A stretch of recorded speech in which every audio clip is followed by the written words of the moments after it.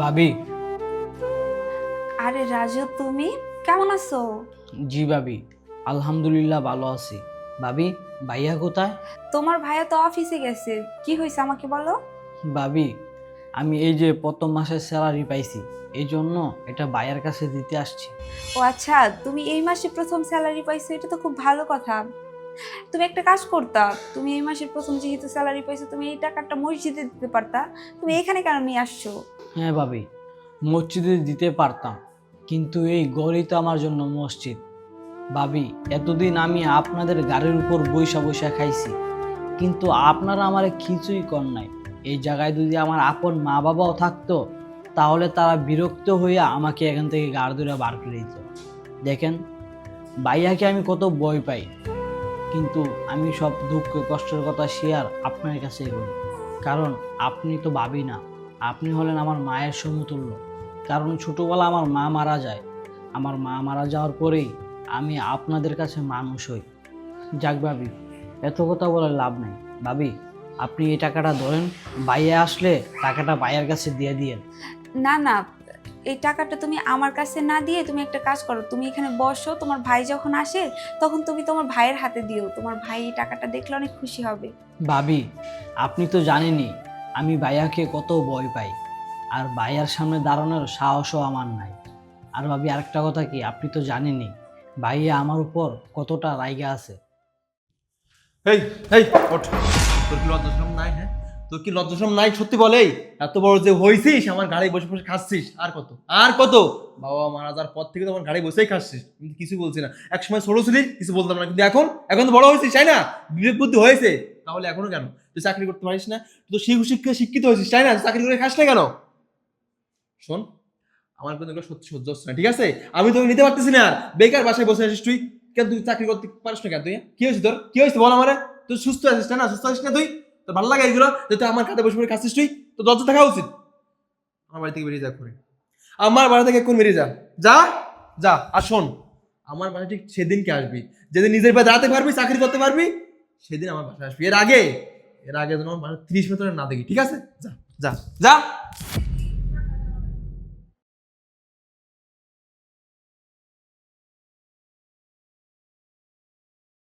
দেখো রাজু, তুমি শুধু তোমার ভাইয়ের রাগটাই দেখছো, ভালোবাসাটা দেখো নাই। তোমার ভাই তোমার উপর রাগ দেখাইছে, এটা ঠিক আছে, কিন্তু সেটা তোমার ভালোর জন্যই করছে। তোমার ভাই সব সময় তোমাকে নিয়ে টেনশন করে, সব সময় চাইতো তুমি ভালো একজন মানুষ হও, তোমার ভালো একটা চাকরি হোক।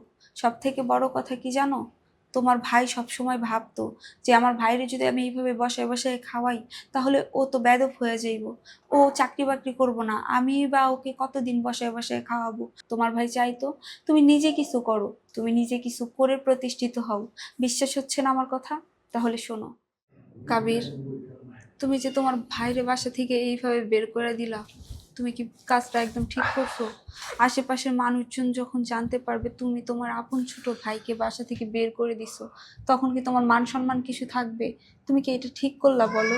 এখন তোমার ভাই কোথায় যাবে? ও তো কোনো চাকরি বাকরিও করে না, ও কোথায় যাবে, কোথায় থাকবে? তোমার কি একটাবার চিন্তা হচ্ছে না? ও তো তোমারই ভাই। নেহা, আমি জানি আমি যেটা করেছি এটা করা আমার ঠিক হয় নাই, কিন্তু বিশ্বাস করো নিয়া, আমারও না অনেক কষ্ট হচ্ছে আমার ছোটো ভাইয়ের জন্য। এইটা করা ছাড়া না আমার আর কোনো উপায় ছিল না।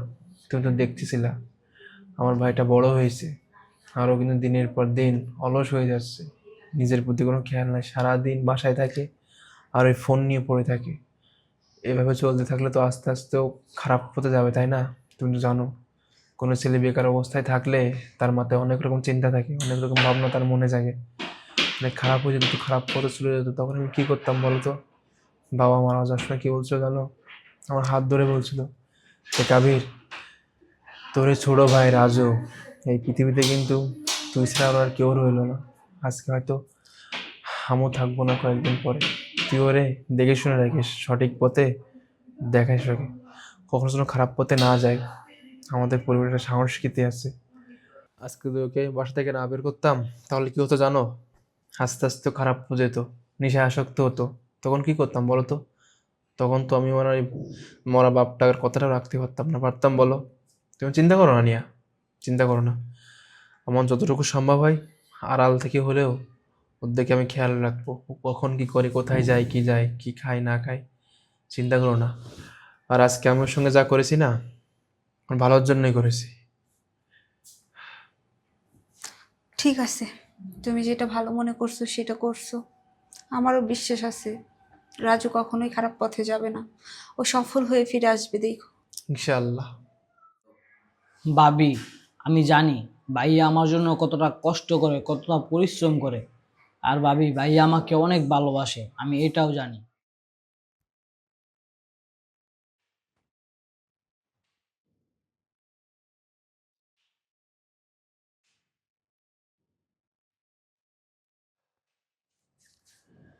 হে আল্লাহ, আমি তোমার কাছে সবসময় নামাজ পড়ে আমার ছোট ভাইয়ের জন্য দোয়া করি। আল্লাহ, তুমি আমার বাপ মা মরা ভাইটাকে ভালো পথে নিয়ে যাওয়ার তৌফিক দান করো। আল্লাহ, ও যেন কোনো সময় খারাপ পথে না যায়।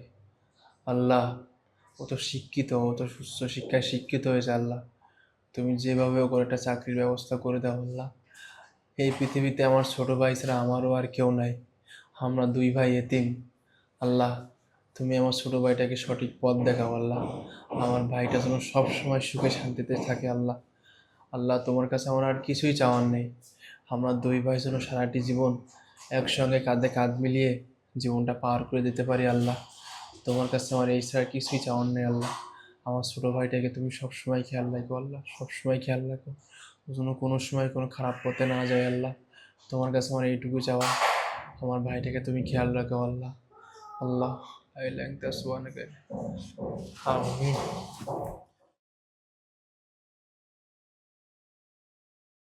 ভাবি, আপনি টাকাটা ধরেন, ভাইয়া আসলে ভাইয়াকে টাকাটা দিয়ে দিয়েন। আচ্ছা ঠিক আছে। ভাইয়া, ইয়ে,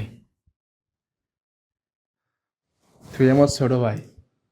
তুই যখন যেখানে থাকছিস না, প্রত্যেকটা সময় আমি তোকে এখান থেকে মনে করছি, কারণ তুই আমার ছোট ভাই, আমাদের বংশের ছোট ছেলে।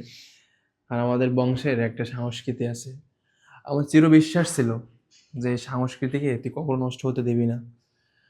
তুই যেখানে যখন থাকতিস সব সময় আমি তোর জন্য দোয়া করতাম আল্লাহর কাছে যে আমার ছোট ভাইকে সঠিক পথ দেখাও তুমি, ওকে প্রতিষ্ঠিত বানাও তুমি। আল্লাহ, আর আজকে দেখ, তুই প্রতিষ্ঠিত হয়েছিস, নিজের পায়ে নিজে দাঁড়িয়েছিস। আরে ভাই, আমি তো এটাই চাইছিলাম যে তুই নিজের পায়ে দাঁড়া। তুই সব দিকটি ঠিক আছিস, তোর শরীর স্বাস্থ্য, তোর হাত পা, আল্লাহ সব দিকটি ঠিকঠাক দিছে। তবে তুই কেন আমার ঘাড়ে বসে খাবি বল? আমি কিন্তু বলছি না যে তুই আমার ঘাড়ে কেন বসে খাইছিস বা আমি তোকে দেখবো না, বিষয়টা কিন্তু এমন না। বিষয়টা কিন্তু এমনই যে আমি চাই তুই সবসময় নিজের পায়ে দাঁড়া, তুই অন্যের উপর ভর দিয়ে কেন চলবি? আজ না হয় কাল যখন আমার পরিবারে আর দুটো সন্তান হবে আমার, তখন তোর বিষয়টা মেনে নিতে পারবে না, পারবে বল? তখন তারা হয়তো তোর সঙ্গে খারাপ ব্যবহার করতে পারে। আজকে নয় আমি তোর ভাবি তোর সঙ্গে খারাপ ব্যবহার করে না, কিন্তু কাল যখন তারা হবে তখন তো খারাপ ব্যবহার করতেও পারো। এই জন্য আমি সবসময় চাইতাম যে তুই প্রতিষ্ঠিত হওয়া। তবে হ্যাঁ, আজকে একটা বিষয় থেকে খুব খুব ভালো লাগছে যে তুই নিজের পায়ে দাঁড়িয়েছিস। সেদিনকে যে আমার দেওয়া কথাগুলো তুই মনে রাখছিস, তুই প্রতিষ্ঠিত হয়েছিস। আমি তো এটাই চাইছিলাম, তাই না, যে আমার ছোট ভাই নিজের পায়ে দাঁড়াক, প্রতিষ্ঠিত হোক, প্রতিষ্ঠিত হয়ে আমাদের কাছে আবার ফিরে আসুক। আমরা দুই ভাই কাঁধে কাঁধ মিলিয়ে বাকি জীবনটা পার করে দিব। হ্যাঁ ভাইয়া, তুমি ওই দিন আমাকে বাসা থেকে বের করে দিয়ে একদম ঠিক কাজ করেছো।